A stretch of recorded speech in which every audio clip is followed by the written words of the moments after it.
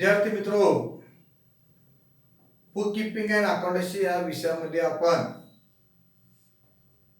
हे जे व्हिडिओ तयार करायला लावलेला आहे, व्हिडिओ लेक्चर आहे, यामध्ये आपण थिअरीचा अभ्यास करायला लावलेला आहे. यापुढे आपण पार्टनरशिप फायनाकडे मोठ्या टॉपिकवर थिअरी आपण अभ्यास केलेला आहे. ते व्हिडिओ सगळे वारंवार बघा. त्यानंतर आज आपण मोठा टॉपिक दुसरा कुठला बिल्स ऑफ एक्सचेंज या टॉपिकवर थिअरी जास्त चालते. त्यावरची आपण आता बरेच 3-4 लेक्चर घेतले. तर आपण आता सध्या ट्रू ऑर फॉल्सचा अभ्यास चालू आहे आपला. हे देखील अतिशय महत्त्वाचं आहे. आता मागच्या लेक्चरमध्ये आपण थोडे प्रश्न 8 ते 10 प्रश्न आपण ट्रू ऑर फॉल्सचे बघितलेले आहेत. आज आपण राहिलेले प्रश्न आता बघतोय. प्रश्न काय बघा. A bill can be deposited into bank for collection. काय म्हणतो बघा, a bill cannot be deposited. Cannot be deposited to bank for collection. बँकेला कलेक्शनसाठी बिल डिपॉझिट करता येत नाही, सादर करता येत नाही असं म्हणतात. आपल्या सर्वांना माहित आहे बिल ऑफ एक्सचेंज हे send to bank for collection, बँकेला पाठवू शकतो. कलेक्शनसाठी आपण बिल हुंडी बँकेला कलेक्शनला पाठवू शकतो. आणि इथे काय म्हणतात, bill of exchange can not deposited to bank for collection. हे विधान, हे प्रश्न चूक असल्यामुळे हे विधान चूक आहे. This statement is false. This statement is false. कशाला सर्वांच्या काय प्रश्न आहे बघा. हे बिल म्हणतील किंवा हे बिल ऑफ एक्सचेंज म्हणतील, can not be deposited in to bank for collection. व्यापारी हुंडी बँकेमध्ये कलेक्शनसाठी सादर केली जात नाही असं म्हणतात, करू शकत नाही असं म्हणतात. हे विधान चूक आहे. व्यापारी हुंडी कलेक्शनसाठी बँकेमध्ये सादर करू शकतो. Can be deposited. अतिशय महत्त्वाचा लक्षात ठेवा. त्यामुळं कॅन नॉट बी म्हणलं की फॉल्स म्हणायचं आणि कॅन बी डिपॉझिट म्हणलं की ट्रू म्हणायचं. फरक लक्षात ठेवा. Bill of exchange can be deposited in to bank for collection. Can be deposit in to bank for collection म्हणलं this statement is true. A bill can not be deposit in to bank for collection म्हणलं can not be म्हणलं की false म्हणायचं.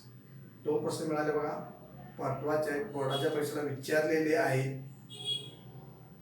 Retirement of a bill means payment of the bill before its due date. Retirement of the bill means payment of the bill before due date. प्रश्न असा आहे, आपल्याला सर्वांना माहित आहे ड्यू डेट पूर्वी बिलाचे पैसे पेड केला असतील तर ते बिल रिटायर्ड झालं म्हणायचं, त्याला रिटायरमेंट ऑफ बिल म्हणायचं.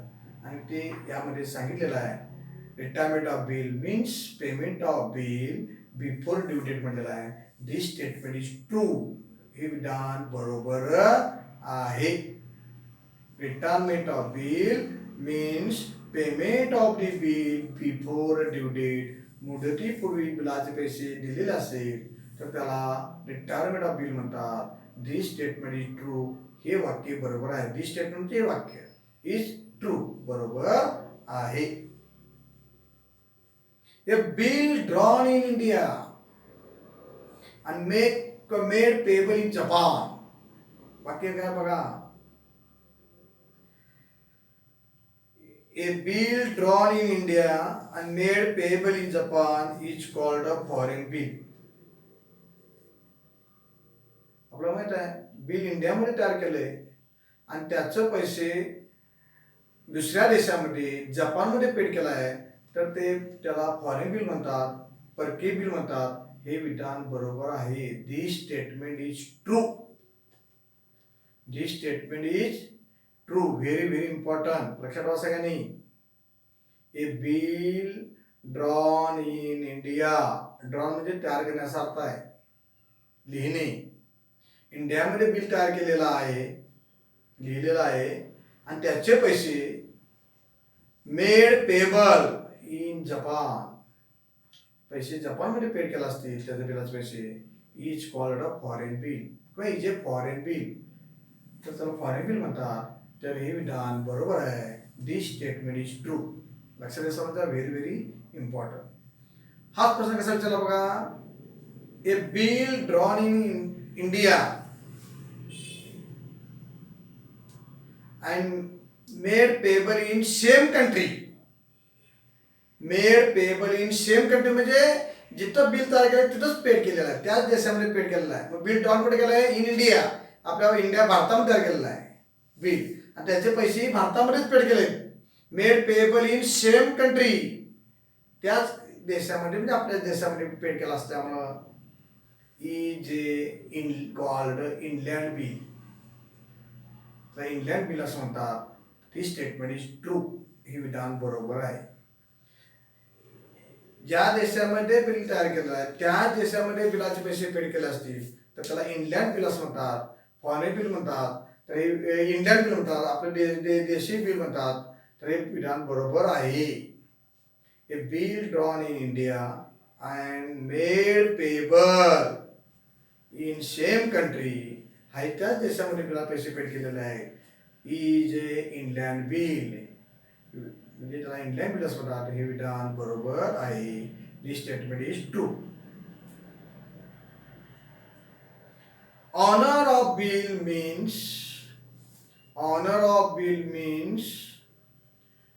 the payment of the bill, the bill amount is paid on due date.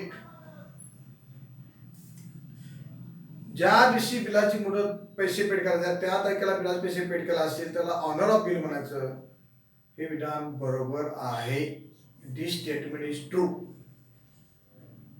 Honour of bill means the payment of the bill is paid on due date.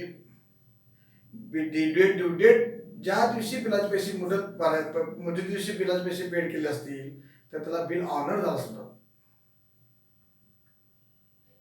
समजा जर असा प्रश्न विचारला, the honour of bill means the amount of bill is not paid on due date. Due date दिवशी जर paid केले असते बिलाचे पैसे त्याला ऑनर ऑफ बिल म्हणता येणार नाही. ते म्हटले म्हणजे ऑनर ऑफ बिल म्हटलेलं आहे. हे विधान चूक आहे. This statement is false.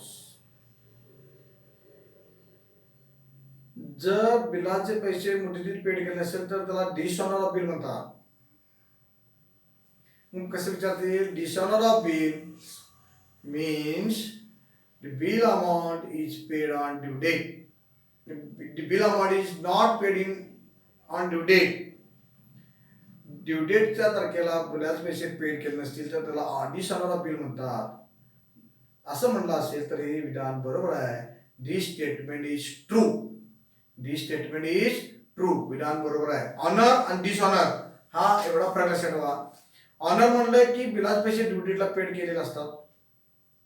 Dishonour म्हणलं की बिलाचे पैसे ड्यू डेट दिवशी पेड केलेले नसतात. हा दोन फरक लक्षात ठेवा. आणि ड्यू डेट पूर्वी बिलाचे पैसे पेड केले असतील तर त्याला रिटायरमेंट ऑफ बिल म्हणायचं. काय म्हणायचं? रिटायरमेंट ऑफ बिल असं म्हणायचं. हे कन्सेप्ट, या फरक लक्षात ठेवायचं सर्वांनी. यातच थेरी सगळी संपूर्ण त्यामध्ये अवलंबून असणार आहे. The inland bill is a drawn.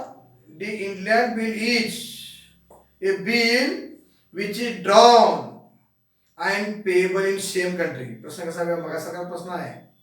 The inland bill is a bill which is drawn and payable in the same country. एकाच देशामध्ये बिल तयार केलेलं आहे आणि बिलाचे पैसे पेड केलेले आहेत. अशा बिलला इनलँड बिल असं म्हणतात. हे विधान बरोबर आहे. This statement is true. विधान बरोबर आहे. Inland bill, the inland bill is a bill which is drawn and payable in same country. This statement is true.